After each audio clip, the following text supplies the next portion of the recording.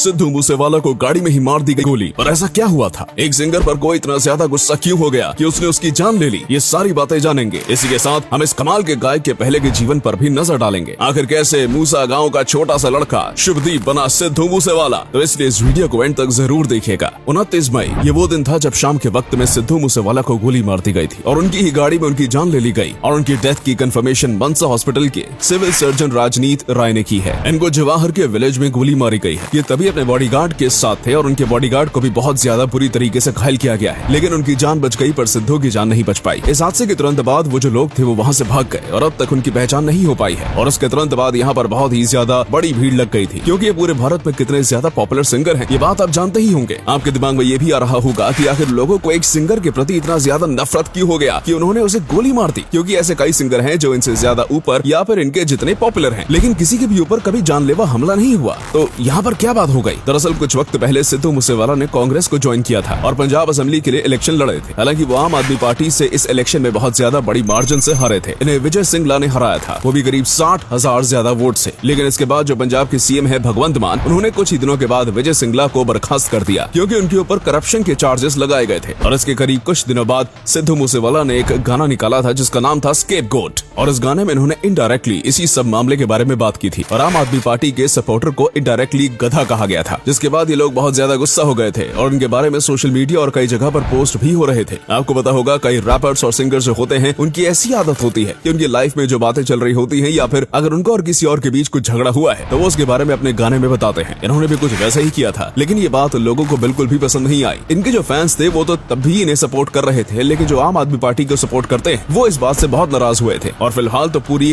कार्यवाही खत्म नहीं हुई है, लेकिन लोगों का इसी तरफ इशारा करना है कि कहीं ना कहीं यही वजह होगी लोगों के अंदर उनके खिलाफ पैदा करने की। और इन्होंने अपने गाने के जरिए जो छोटी सी चिंगारी लगाई थी वो बहुत बड़ी आग बन गई और इनकी ही जान की कीमत ले बैठी। और अब आप देख रहे होंगे कि सोशल मीडिया से लेकर हर जगह पर इनकी बातें चल रही हैं, क्योंकि ये कई लोगों के दिल की धड़कन थे। लोगों को इनके पंजाबी सॉन्ग्स बहुत ज्यादा पसंद आते थे और एक प्रकार से कहा जाए तो इन्होंने ही पंजाबी सॉन्ग्स में रेवोल्यूशन लाया था। तो इस बात में भी कोई गलत बात नहीं होगी। ये पंजाबी ओल्ड फोक म्यूजिक और आज के मॉडर्न रैप को एक साथ मिलाकर बेहद ही कमाल का गाना बनाते थे और इसी के बाद से बाहर के लोग भी पंजाबी सॉन्ग्स को बहुत ज्यादा सुनने लगे। इसलिए इन्हें पंजाबी सॉन्ग्स इंडस्ट्री या फिर कहूँ इंडियन म्यूजिक इंडस्ट्री में बहुत ही बड़ा लेजेंड माना जाता था। लेकिन हमेशा से ऐसा नहीं था। इन्हें यहाँ तक पहुँचने के लिए बहुत ही ज्यादा स्ट्रगल करना पड़ा। इनका जन्म मानसा जिले के मूसा गाँव में हुआ था और यही कारण है कि इन्होंने अपने नाम में सिद्धू मूसेवाला रखा, वरना इनका असली नाम शुभदीप सिंह सिद्धू है। इन्हें बचपन से ही म्यूजिक का बहुत ज्यादा शौक हुआ करता था, तभी ये पुराने पंजाबी फोक म्यूजिक सुना करते थे। और इसके बाद इन्होंने मानसा जिले से ही अपनी एजुकेशन को पूरा किया। लेकिन इसके बाद जब इन्हें डिग्री चाहिए थी तो इन्होंने इंजीनियरिंग करने का सोचा और इलेक्ट्रिकल इंजीनियरिंग में डिग्री भी ली। ये अपने कॉलेज दिनों में बब्बू बान के गाने काफी ज्यादा सुना करते थे, इसकी वजह से इन्हें भी सिंगिंग करनी थी। लेकिन ये तभी सॉन्ग्स को लिखते नहीं थे, इसलिए इन्होंने सॉन्ग राइटर से बात की। लेकिन तभी के जो बड़े बड़े सॉन्ग राइटर्स थे उनकी प्राइस इतनी ज्यादा थी कि सिद्धू मूसेवाला अफोर्ड नहीं कर सकते थे। इसके बाद इन्हें एक बहुत ही ज्यादा अच्छा सॉन्ग राइटर मिला था जो कि इनके साथ कम पैसों में भी काम करने के लिए तैयार था। लेकिन उसने इन्हें यहाँ से वहाँ भगाया, कभी यहाँ पर बुलाता तो कभी वहाँ पर, यहाँ तक कि उसने कई बार इन्हें अपने घर पर भी बुलाया है और उसके बाद वहाँ से इन्हें वापस भेज दिया। और इस बात से तंग होकर इन्होंने तय किया कि ये अपने खुद के सॉन्ग्स लिखेंगे और ये भी तय किया कि ये कभी भी किसी और के द्वारा लिखे गए सॉन्ग्स को नहीं गाने वाले हैं। इसके बाद इन्होंने सॉन्ग लिखना शुरू किया और देखा कि ये असलियत में सॉन्ग्स लिखने में बहुत माहिर हैं और इन्होंने अपने अंदर के असली हुनर को पहचाना। इसके बाद निंजा नाम के एक सिंगर हैं जिन्होंने इनके गाने को लाइसेंस किया और वहीं से ही इन्हें पहली बार बड़ा एक्सपोजर मिला था। इसी के साथ पंजाबी चैनल पर एक शो आया करता था जिसमें वो अपकमिंग या फिर छोटे सिंगर्स को गाने का मौका देते हैं। इन्हें भी इसी शो में देखा गया था और उसके बाद दीप चंदू नाम के बहुत ही बड़े पंजाबी सिंगर ने भी इनके द्वारा लिखे गए एक गाने को गाया था। लेकिन फिर ये अपनी आगे की पढ़ाई करने के लिए कनाडा चले गए थे और पहले तो इनका वहीं पर सेटल होने का प्लान था और वहाँ पर जाने के बाद ये और भी कई आर्टिस्ट से मिले और इनका कॉन्फिडेंस और भी ज्यादा बढ़ा और फिर इन्होंने खुद गाने गाना शुरू कर दिया। और स्टार्टिंग में इन्होंने जो गाने गाए वो काफी अच्छे गाए, लेकिन इन्हें वो सक्सेस नहीं मिली थी जिसके ये हकदार थे। लेकिन वो दिन भी बहुत ज्यादा जल्दी आ गया। इन्होंने सो हाई नाम का एक गाना गाया था जिसने इनके सारे रिकॉर्ड्स तोड़ दिए। इसी के बाद इनके जो नए गाने आने लगे सब के सब वायरल होने लगे और ये एक इंटरनेट सेंसेशन बन गए। इन्होंने पंजाबी म्यूजिक इंडस्ट्री को ना बस पंजाब बल्कि पूरी इंडिया में फेमस किया और कई जगह पर तो इंडिया के बाहर भी ये फेमस थे। और इसके बाद इन्होंने कभी भी पीछे मुड़कर नहीं देखा। हालांकि हाल ही में जो हादसा हुआ है वो बहुत ज्यादा दुखद है। भले ये बहुत ज्यादा फेमस थे लेकिन अभी ये और आगे बढ़ते जा रहे थे और ये चमकते सितारे थे जिनके हर एक नए गाने उनके ऊंचाइयों की ओर बढ़ा रहे थे। लेकिन उनकी ये गलती कहें या फिर उनकी किस्मत कहें कि इनकी छोटी उम्र में इन्होंने हमें अलविदा कह दिया और अभी हम बस एक ही उम्मीद कर सकते हैं कि ये जहाँ पर भी हो वहाँ खुश हो।